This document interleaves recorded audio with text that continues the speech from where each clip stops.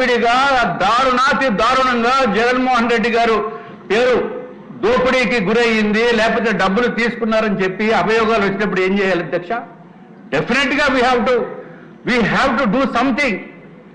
ఏమీ లేకుండా ఏదో చంద్రబాబు నాయుడు గారు స్కిల్ డెవలప్మెంట్ కేసులో ఏమీ లేనటువంటి వాళ్ళని తీసుకుని వెళ్ళి 52 రోజులు అరెస్ట్ చేస్తే అధ్యక్ష మనసు క్షోభతోటి అనుభవించాం అధ్యక్ష.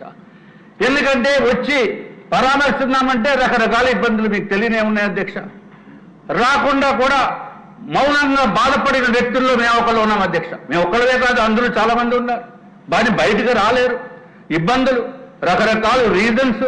అట్లాగే ఇప్పుడు జగన్మోహన్ రెడ్డి గారు అత్యంత దారుణంగా రాష్ట్ర ప్రభుత్వాన్ని దోపిడీ చేసిన మాట వాస్తవం. ఎందుకంటే మనం ఈ 10 రోజుల్లో మనం డిస్కషన్స్ మరి ఎందుకో ఆయన పైన ఇంకా డిస్కషన్స్ చేయవలసిన అవసరం ఉన్న